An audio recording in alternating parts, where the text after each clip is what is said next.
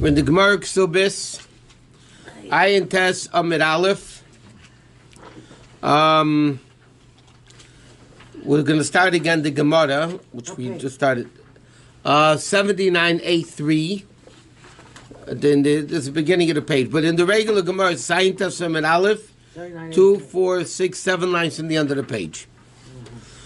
Okay, brief recap of the Mishnah. The Mishnah says like this. If a woman brings properties into the marriage, right? So she keeps the principal, he keeps the profits. Okay? So now, what happens if a woman brings money into a wedding, into the marriage? So what do you do with the money? So the then is, you buy land with it, she keeps the principal, he keeps the profits, usage of the land. And then it says, if she inherited produce detached from the ground, you buy land with it, he eats the paydas. If it's paydas connected to the ground, so the mayor says, you see how much it's worth without the fruits, with the fruits, and then you buy land. Bottom line is, when a woman brings money or properties into the wedding, into the marriage, so you take the money, you buy land, which is basically safe. You know, other things can go bad. This is protected, basically. And then she keeps the principal and the husband keeps the profits, right? That's what we said before. Okay, now. Of the land? Of the land. Okay, so now the Gemara is discussing what happens if there's two options to buy. The wife wants to buy one thing and the husband wants to buy another thing. So which one do you buy? So obviously you buy the better of the two options, right? Obviously. So the wife says like this, Pshita, it's a given, it's obvious. Ada ubati, if one of the spouses want to buy land, okay, you have to take the money and buy something with it, right? So one of them wants to buy land, and the other one wants to buy houses. Officially to have an income, like from rentals. So the din is, Ada, you buy land. Land is a better thing. Land is more enduring than houses, more profitable than houses, okay, because you produce. So therefore, of the two, the halacha is you go by the one that wants to buy the land. But if somebody wants to buy, one of the spouses wants to buy a house, and the other wants to buy palm trees that produce dates, so you buy houses. Because again, houses are more profitable than date trees. What happens, one of the spouses wants to buy a palm tree, and the other wants to buy regular fruit trees, you buy dikla. You buy palm trees. Again, the Gemara just saying, it's obvious the thing is more profitable is what you buy. So land is more profitable than houses. Houses are more profitable than trees. Date trees are more profitable than regular fruit trees. Ilana v'gufne, what happens if you want fruit trees and the other one wants grapevines?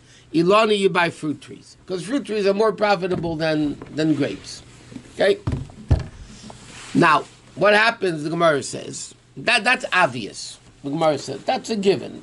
You know, you buy the one that's more profitable. But what happens, Arba Zadava Upeda de Kavra. A woman inherited a forest of sorb trees. I don't know what it is. But sorb trees is basically not considered very valuable, and therefore the trees were not basically used for fruit, because the fruits weren't the good fruits. So basically when you bought such a tree, you bought it for timber, right, to chop it down and sell the wood.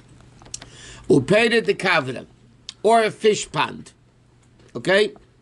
Now, this fruit tree, this sorb tree, whatever it is, and this fish pond, is it considered profits or is it considered principal? Which one is it considered? So Aminullah, some opinions say Peda, it's considered as produce. The Aminullah, Karna, and some people say it's principal. Okay? Not fruits. So in other words, what the question is like this. If it's principal, it's the husband's. I'm sorry, if it's the profits, it's the husband's. If it's the principal, it's hers. So the Gemara says there's a discussion. Is that type of tree, is that called principal or is it called profits? Klola de Milsa, the second opinion, says like this. What's the rule? Gize machlif, if the trunk of the tree, when you chop it down, regenerates itself, then everybody says it's peta. Then it's considered profits. And gize machlif, if the tree, the trunk of the tree doesn't regenerate, meaning it doesn't self-replenish itself, kind of then it's called principle. Okay, that's what the Gemara says. Okay, now it's a new Gemara. What about the fish pond? No, fish pond is also, the question is it considered principle? Okay. Some people say the wood and the fish are considered produce of the forest of the pool. Okay? Therefore, the ground of the pool is called the principle, which belongs to her. And the pond itself is the produce of the ground. Okay? Therefore, if the married woman gets it, you can't sell it because it's only principle. Right? If it's only principle, then you can't sell it, it's hers. But the second opinion says no. Eventually, they're going to become permanently depleted. Therefore, it's all... No, 1 second. Yeah. Harvest the timber and the empty line, he lives for the wife as principal. If you hold, though, that since the wood and fish will eventually be permanently depleted, the entire inheritance is considered principal, therefore you have to sell it immediately. That's the question. If it's principal, not produce, if it's considered principal, you have to sell it immediately and then buy land with it. And again, he has the produce, she has the principal. If it's called produce, you don't have to sell it right away. Because it's produce. Produce is produce. Okay. Amir Abzeira, Amir Abeisha, Amir Abyane. V'amir Allah, and other people say, Amir Ababa, Amir Abeisha, Amir Abyane. Okay, what's the case? Hagainif v'lad behema milug. Okay, now is an interesting question. A wife inherited an animal from her father, right? And this animal gave birth to this offspring. She inherited an animal. The animal had a baby, which is the produce of the principle she inherited. The animal is the principle, right? Any offshoots of the animal are the produce of the animal, which belong to the husband, correct? Now somebody stole the calf that was born to this mother animal. Got it? The wife had the cow. The cow had a baby. And that baby was stolen. Okay? Now, you catch the ganav, you catch the thief, he has to pay kefil, he has to pay double. Who gets that double? The wife or the husband? Husband. Take a vote. Huh? Take a vote. This is the problem with it being principle. Because eventually that's going to die, But the cow, but offsprings But the fruit go to belongs the to man. the Husband. belongs to the husband, no? So, according to, right now, the Gemara, according to this, well, we have to see what Rabbi holds. What does he say? Mishalin tashlume kefal liisha. You pay the double to the wife, not to the husband. 1 second, the Gemara's going to explain why. Okay? You got it? She inherited a cow. The cow gave birth to a baby. The baby was stolen. Now you find the ganef, so he has to pay back double. Right? So he says, who gets the kefal? The wife. Why? He says like this. According to Rav Yanai, the offshoot of a cow is not produce. Why isn't it produce? Because the Gemara is going to explain it. We're afraid the mother cow, I'm going to call the mother cow and the baby cow, yeah? The mother cow is going to die. So what is she left with as principal? The baby cow. Cows are born and die. Fields don't die. Right? Things don't die. Trees don't necessarily die. If they're producing fruit, they don't die. So the principle is the tree. right? That always stays. But Rabbi says we're afraid the mother cow is going to die. So you can't count that as principal. So what do we have to count as principal? The calf, the baby cow. Therefore, who owns the principal? The wife. If the wife owns the principal, who do you pay kefil to? You pay kefil to the owner of the principal, which is the wife. Right? That's so far what the Gemara says. But the Gemara says, come on, the problem is, who does he hold like? He's not holding, the Gemara is going to quote what they say. According to Rav Yani's ruling, that the offshoots of the cow is considered principal, because obviously if it would be called produce, who owns the produce? Husband. The husband. Like you said, right? Because the husband, the produce is the husband. So who would get kefil if it's produce? The husband. But the fact that Rabbi Yanai says the woman gets it, that means it's principal. Correct? Why does he say it's principal? Because he assumes the mother cow is going to die, so therefore we can't call that principal. Because she's not left with a certain level of principle. Because they're going to die. Cows die. Okay? But the Gemara asks, the problem with this is that according to Rabbi Yanai's opinion, that the wife gets it, that means the offshoot of animals is called principle. It's not Chachamim's opinion, and it's not Hananiah's opinion. Where do we see them? The Tanya, it says like this. V'lad behema milug, the offspring of a milug animal, like in this case, right? She inherits a cow. The mother cow gives birth to a baby cow. Who gets the baby cow? The Baal, the husband. V'lat shivcha, a woman brought into the marriage a maidservant. Yeah, she got a maidservant from her father, right? Now this maidservant had a baby. Who gets that baby? Again, the Brisa says, no, Leisha. It goes to the woman. We'll explain why in a second. Okay? Different than the cow. The first part of the Brisa says if it's a cow, it goes to the husband.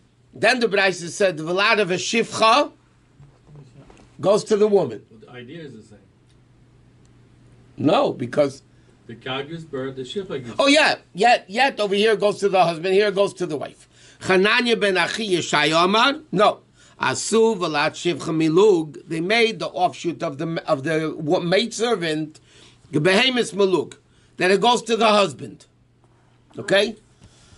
So the problem over here is, this Braisa clearly says, both according to Rabbanon and Hananya, that the offshoot of the cow is owned by the husband. That's what they both say. Chacham say it clearly. Vlad behema lebal, right? Vlad shivcha goes to the woman, right? But and Hananya says no, both go to the husband. That means the cow and the maidservant. They're offshoots.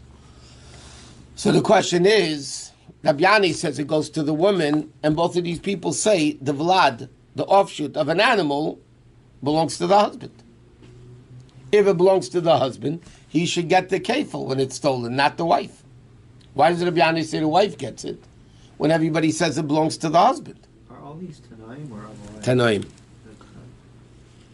Does it make difference if it was given, if it was stolen before it was given to the Isha? It was like in the... No, because it's only a question when it becomes hers. It was hers. She gets married, right? So now the offshoots go to the husband, right? But this Brisa says the offshoots seemingly go to the wife, not to the husband. But why isn't, and as the Chachamim and Hananya both say, the baby calf is the husband's? Yet Rabbi Yanai seems to say that the kefil goes to the wife. Now why should it go to the wife if the husband is the one that owns it? Yeah? Yeah. Okay. Here's a very interesting answer. It could go according to everybody. Okay? Now, Peira Takino Le Rabbanan. The Chachamim said like this. The offshoots of the Nichse Milug could go to the husband. But Peira, the fruits of the fruits, the produce of the produce, that they never gave the husband. So the wife gets it. What is that? What is in our case? Produce of 1 second. The cow is the principal. Yes, just taking it simply. The baby cow is the produce. So Gemara says, you're right. Rabbi Ani agrees with this. Rabbi Ani says, I agree the husband gets it, not the wife.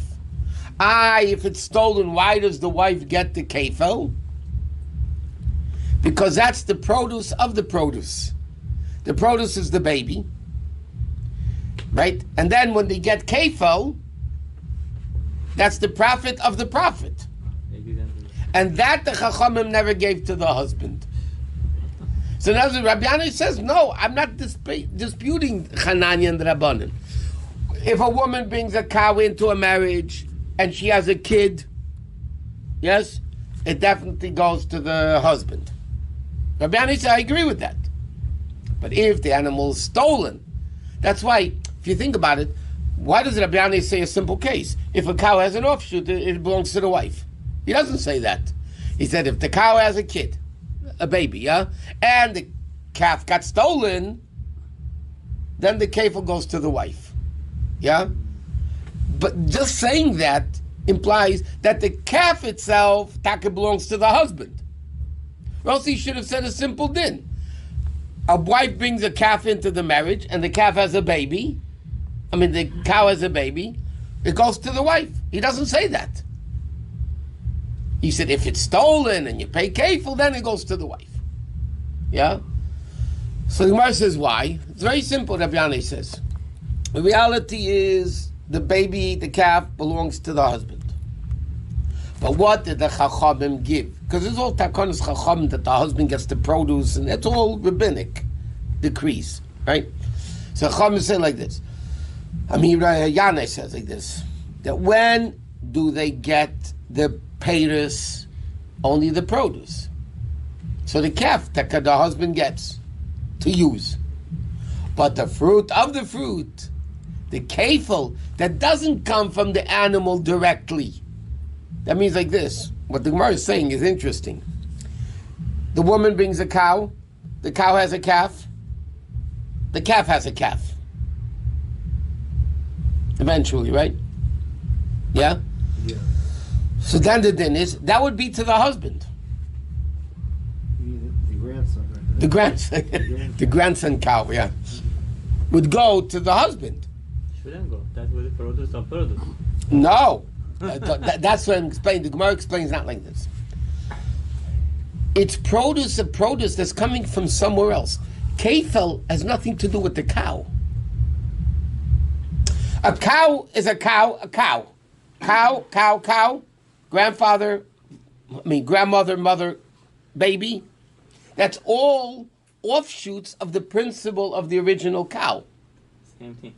It's the same thing. It's produce of it, like the field grows produce. It's the produce of the field. Here the Torah said you have to pay double. What's double have to do with the calf? It's a separate din. Separate produce that has nothing to do as an offshoot of the calf. The kefil is not coming from the calf. The kefil is not coming from the calf. Because it was stolen. Yes, so the Torah says there's a din you have to pay kefil, but it's not coming as a direct offshoot or a child of the calf. But she gets half of the kefil, right? Not all. She gets all of it. Why all of it? The baby belongs to the husband. Yeah, but the kefil that came as a gift of the gift, the produce of the produce, that the Chachamim never gave the husband. That they only gave to the husband gets the produce, and any produce of the produce which is directly connected to the produce. Right? Like I said, if I have a calf and a calf and a calf and a calf, correct? Then it would all be the husband's.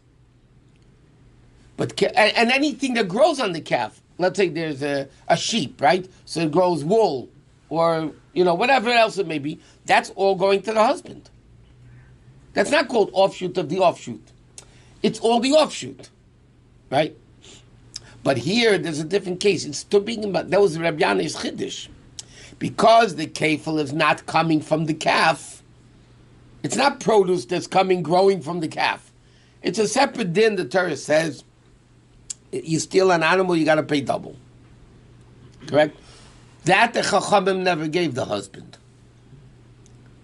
That the Chachamim gave to the original owner of the calf, of the first cow, which was the woman. So question, whose responsibility is to take care of the land, for instance, that produces produce, or take care of the cow, No. feed it, pay for the feeding and all that? Who has to pay for the feeding? Yeah. He does, because he's getting the produce.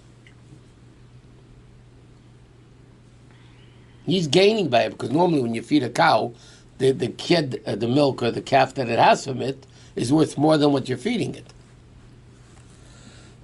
But here, as the Mefarshim explain, it's not mother, baby, mother, baby, mother, baby, that's all directly connected to the calf. Kefil has nothing to do with the animal. Because the Mefarshim, the bottom, they explain, there's a mission later on Pei Gimel, that says clearly, if the calf has a calf, has a calf, has a calf, it's all the husband's.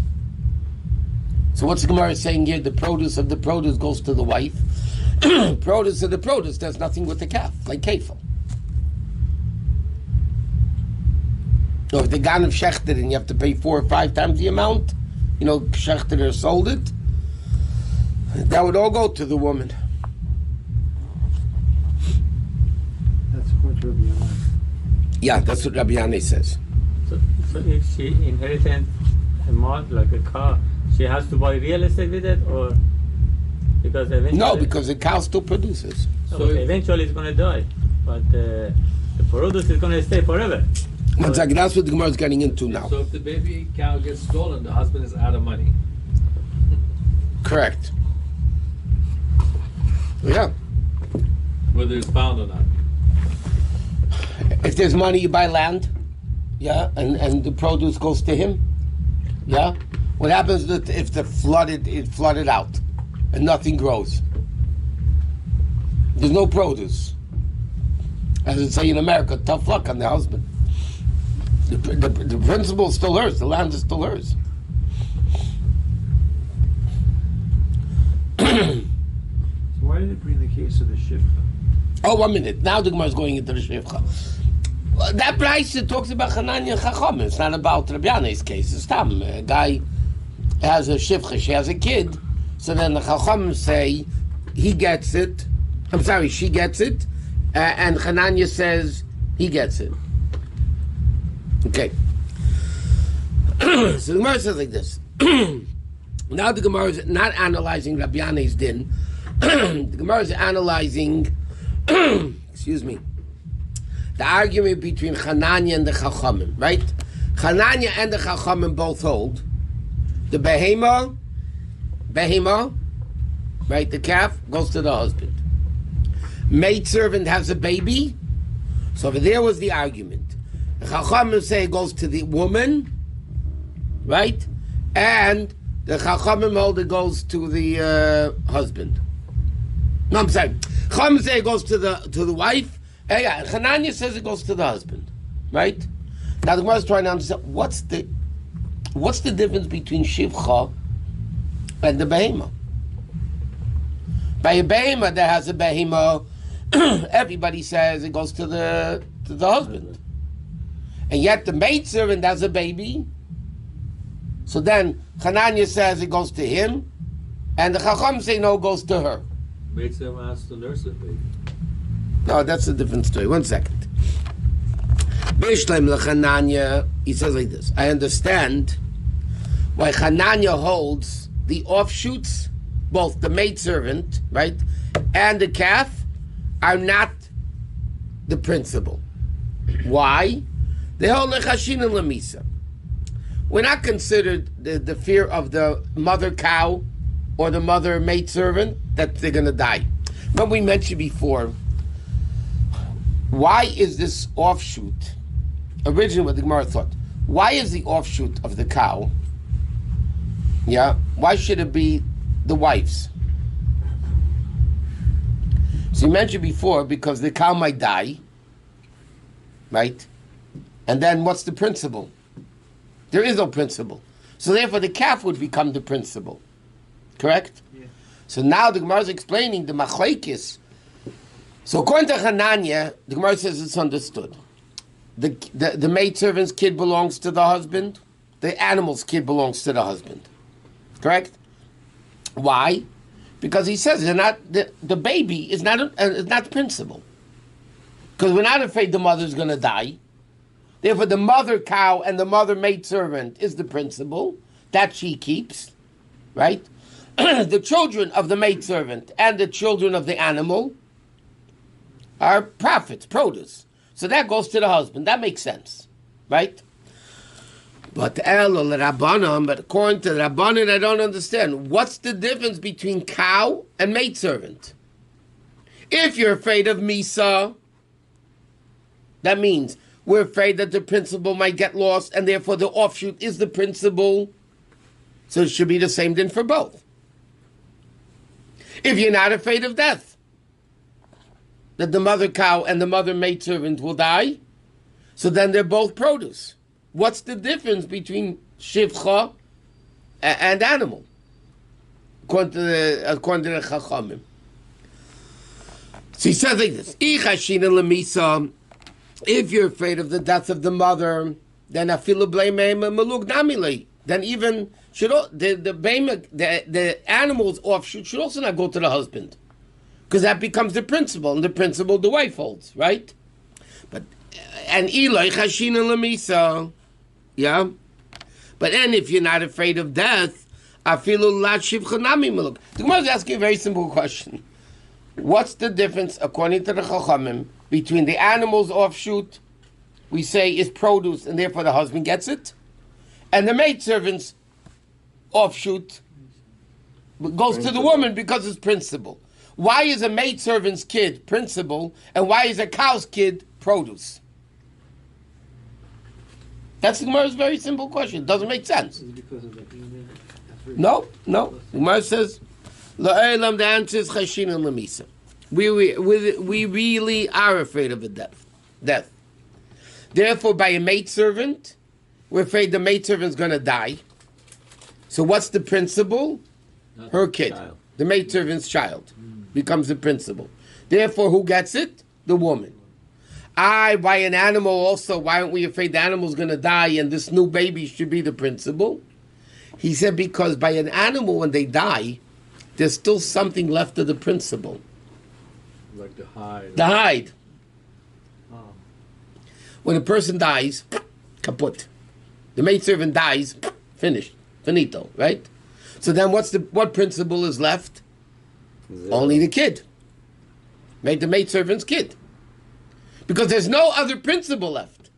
If there's mamish no principal left, we must make the kid the principal. Correct?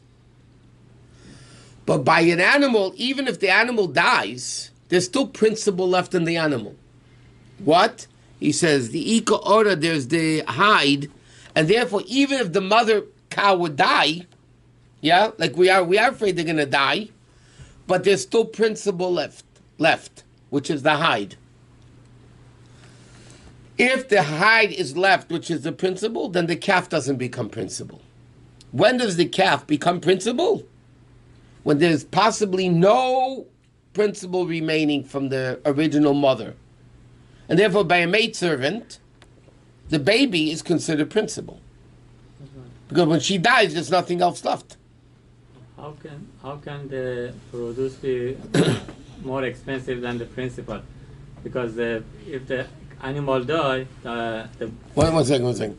You buy a piece of land for $1 million. It'll speak Beverly Hills language. No, $10 million. Okay, you buy a piece of land for $1,000. Yeah? And then you build on it, you put fruit trees on it. The produce is going to be worth more than $1,000. That's how you invest in the money, right? You have a principal, and then the profit is more than the principal. not more than principal. It's in the stock market. Huh? It could be. Stock market. Eventually, not right away, but eventually, Over time. if you have principal for $1,000, and every year the produce is $100, right? So in 11, 12 years, you're over the principal. It's a long-term investment. Principle is like the main thing, the majority of things. The produce is usually less. So the Isha, you say she keeps the principle, the produce, the fruit goes to the husband. Correct. But eventually the produce is more than the... But she keeps the land eventually. She gets back the land. If they get divorced. We're talking about the animal. But by the way, the Gemara is going to get into that now. We're talking about the animal. Nichse milug. Yeah, okay. If they get divorced, what happens to the animal? Who keeps it? It goes back to the wife. If the calf is a principal. If the calf is principal, like the Chachamim hold, then it would go back to the wife if they get divorced. Because she gets the principal back. Nichse milug is only the husband eats the profits during the marriage. Yeah. But the land he doesn't get. He doesn't get any of the land. The land belongs to her. Miluk means the profit? Lug is whatever the Gemara defined it before. It means property that she brings into the marriage, that she keeps the principal, and he gets the profit. So any fruit trees or anything that bears fruit in the field belongs to him.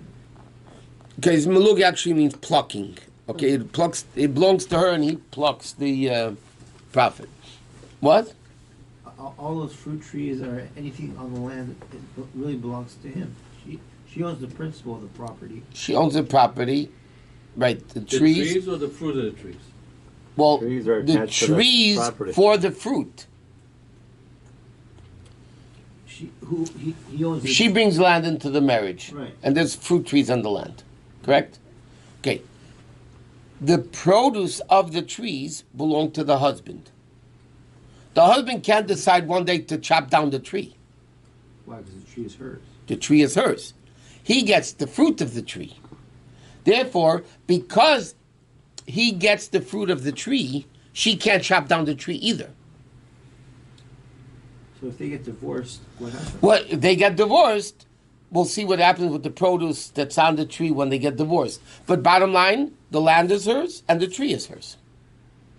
The produce he ate during the marriage, that grew during the marriage, he gets.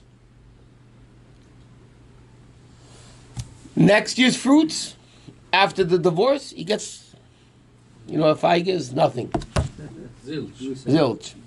Fig literally means a fig, but it's an expression usually got fig, means then you get nothing. I don't understand something. What? It cannot be produce or fruits without the principle, Correct. right? But eventually this car, the mother car, or the Isha, they're going to die.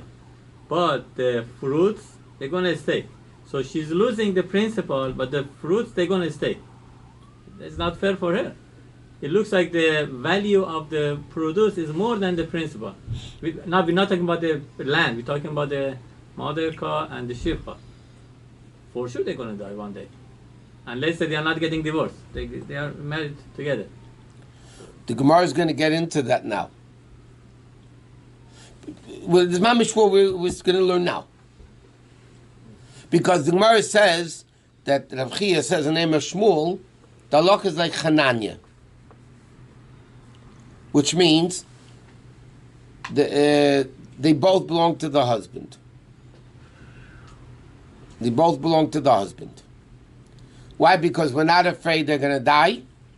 We're not suspecting they're going to die. And therefore, the calf and the maidservant's baby is all produce, not principle. Okay? Okay, let's see it inside. Okay? Everybody says the husband takes the offspring of the animal, the offspring of the shivcha. But Amar Rav Nachman, even though Shmuel said the Chananya, but the Gemara is explaining Chananya's din. But the Chananya agrees she'im nisgarsha, that if the husband took the offspring of the maidservant and of the animal, yeah, and nisgarsha, and then they get divorced, So Nesanas Damim, she may give the value of the baby. The Neitlam, she could take the offshoots back. In other words, even though we're considering this animal produce, produce, which l'chayda means the husband keeps it, which means that if this animal had a baby, or the maidservant had a baby, we'd said the paskin like Hananya that belongs to the husband. Correct? Now, if it's his, it's his. She can't ask him back for the fruits he ate. This is the fruits, right? Doesn't mean paskin. It's produce, and therefore, one second.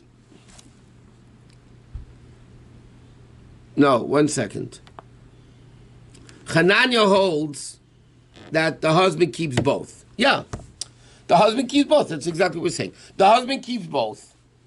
That means it's his, right? Nevertheless, Hananya agrees that if they get divorced, the wife can force the husband to sell it back to her. Because she owns the principal? No. It's not principal, it's produce, we just said. Why does the husband get it? Wait, so why can't she So why? It's a takonos chachamim. And it's called mipnei shvach beisaviyah. Prestige of the father's home. Meaning like this. L'cha'eda, the husband should keep it. It's his. Like we said, you give the husband the fruits of the tree. Yeah? She can't say give him back the fruits. It's his. She has the tree. She has the ground. She has the principle. But the fruit belong to the husband, right? So l'chayda, why should she be able to give me back I'll buy you. She can't take it for free. She has to pay him for it. Even if he doesn't want, they can force her to buy it. He has to sell it. Why? The Chum said like this. This is called Shvach Beisaviyah, or Shevach Beisaviyah. Prestige of her father's house. Meaning like this.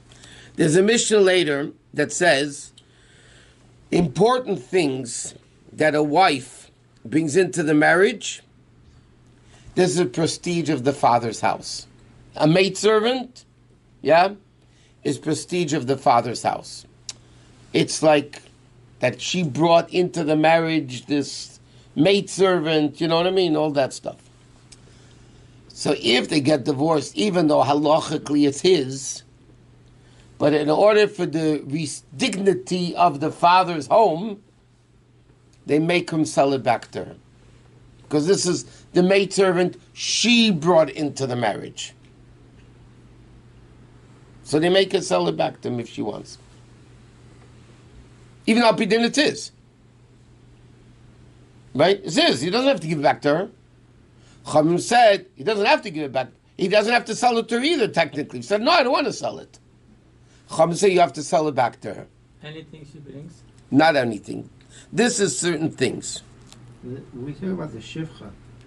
And in fact, right, and therefore the Mefarshim say, not an animal. An animal, bringing in animals, is not prestige. A maidservant is prestige. But if it's a shivcha, does it matter if she brings a boy or a girl into the world? Or her offspring are a boy or a girl? Well, boys don't have offspring. Well, No, if the maidservant has a if the boy or a girl. maidservant has a boy, It doesn't matter. does it go to the... It's the original maidservant that she brought into the marriage, not the animal. That's what the Gemara is only talking about. Mefarshim will say it's only talking about the maidservant story. She could buy it back, the offshoot, not an animal. An animal is not prestigious.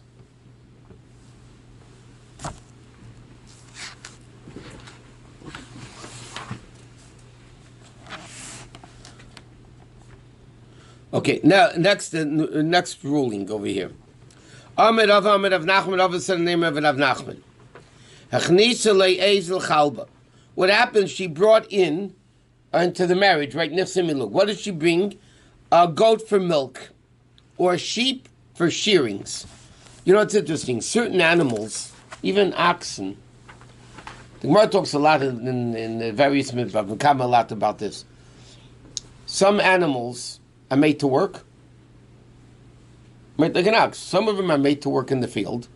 Some of them are not workers. They're made to kill for meat. Right?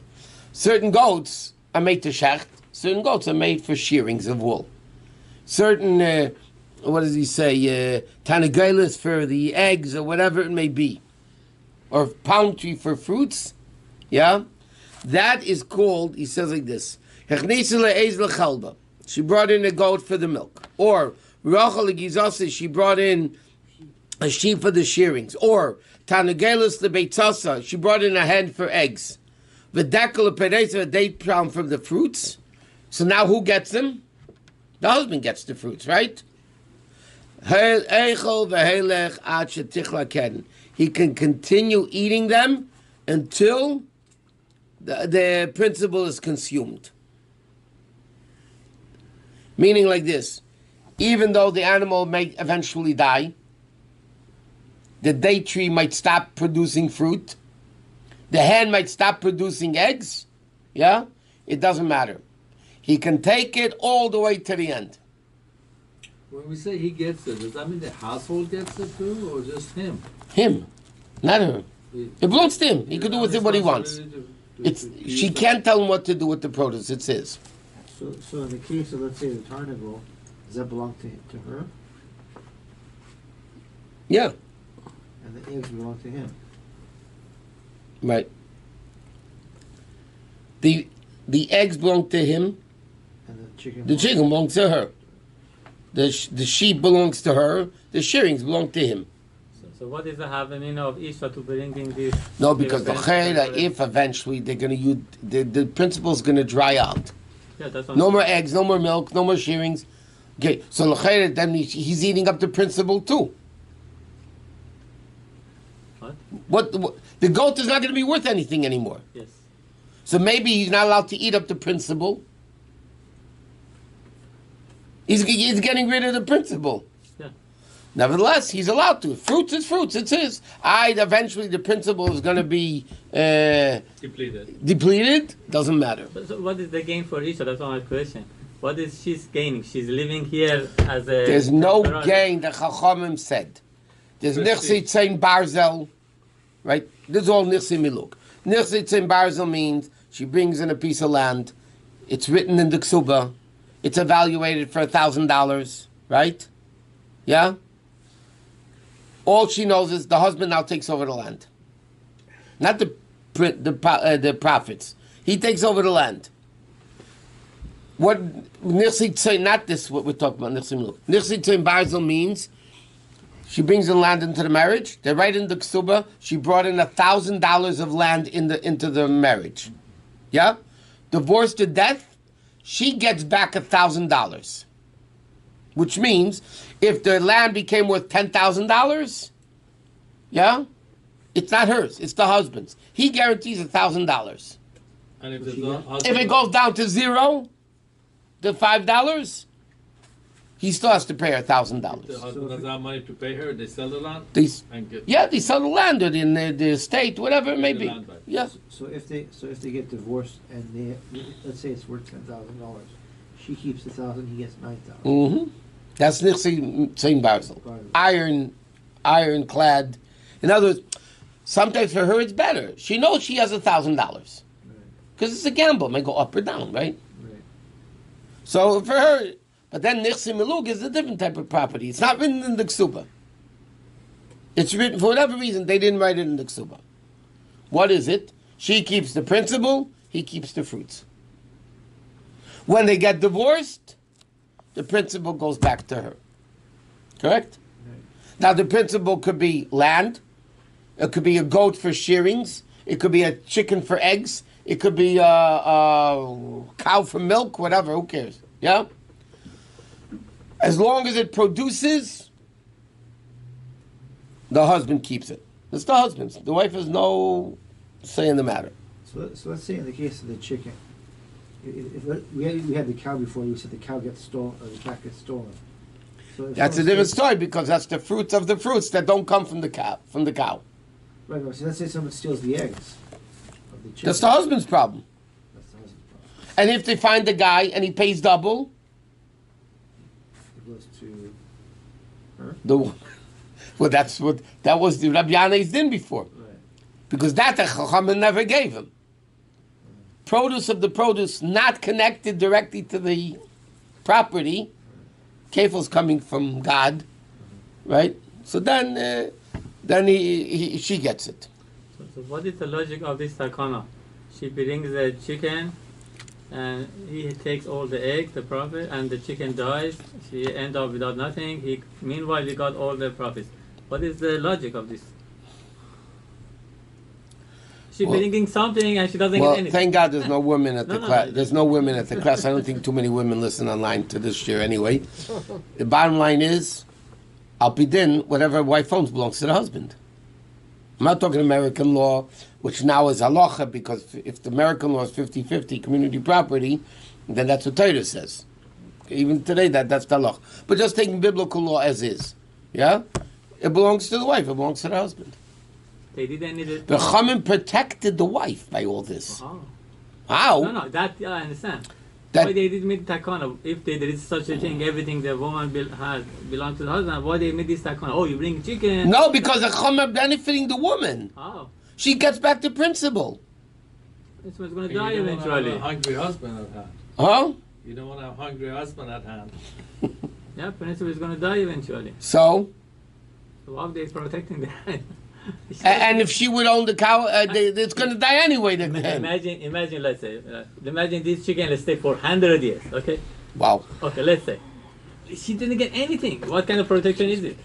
Logically, what? And if the husband doesn't get it, what protection does she have? No, she getting all the eggs. She getting produced every day. Oh, you mean that? No. Yeah, The thing is, that's what the Chomer is sakin. They made a takana for him, and they made a takana for her. It's only good for. They made a takana that the guy should want to marry the woman, and they did things to protect the woman. But the best is the land. That's why they always sell everything and buy the land. Yeah, that's what the Chomer. Yeah, but what happened? She wanted to keep the chicken or the goat or whatever. Maybe she's enjoying having chicken.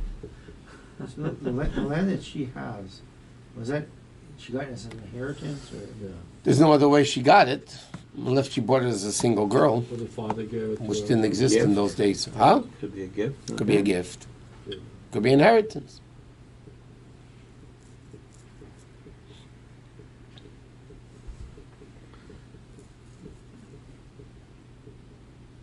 But it's to protect both of them.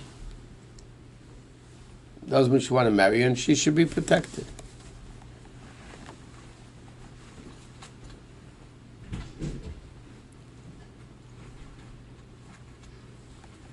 Okay, now the Gemara says, just to learn a little further. Amir of Nachman. Yeah? Eilolei glima. It's interesting that. What happened if she brought in a garment, a cloak, into the marriage? Now she keeps the cloak, but he can use it. What's the fruit of the garment? Keep it warm. Him using it, right? So the din is, pei have, the usage of the coat is produce. Therefore, mechase veva azel, he can continue wearing it adekaya until it gets spoiled. That means the worn out garment, if they get divorced, goes back to her. Meanwhile, the husband can use the garment until it's finished. Yeah? Why? He's eating up the principle, but the Gemara says this is a chiddush. The din is because he gets the produce, he can eat the produce, and he shouldn't care what happens with the principle. So she really loses in that. In this case, she'll lose. But he says, 1 minute, come on, which Tana does Rav Nachman hold like? So Gemara says like this. There's a Tanya that says in the Braisa, Hamelech, salt of salt works, and chol, sand of a sand pit. Yeah, that the wife inherited. Hayreza Peiris. The law is the salt and the sand are considered produce. That means they belong to the husband. Peiris shall gofris, mach peiris shall tzarf, but a sulfur pit or a mine, there is a dispute. What is that? Rabbi says it's keren, therefore it's going to become depleted and therefore belongs to the woman. Chamim peiris. So chamim hold like So what? Who does Rav Nachman hold like? Not the Rav Meir, because according to Rav Meir holds depleted principle is principle. Right? If it's going to get depleted, it doesn't have a din of fruits. We can't take it. Only the wife could. But the Chachamim hold. No, even though the salt mine is going to get depleted, even though the gopher mine is going to get depleted, he can use it until there's no more salt left. Because they hold it's produce. That's what Rav Nachman holds like. Rav Nachman holds that a salt mine and a sand mine and a gopher mine, whatever, is all produce. If it's produce, the husband can eat it. Is going to deplete the principle, doesn't matter. It's his. What if she comes from like a poor family and that cloak? Huh?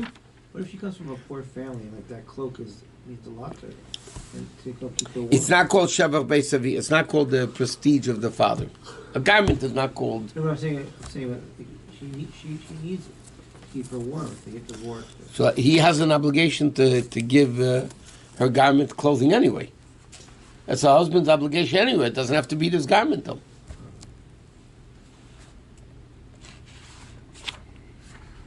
Okay.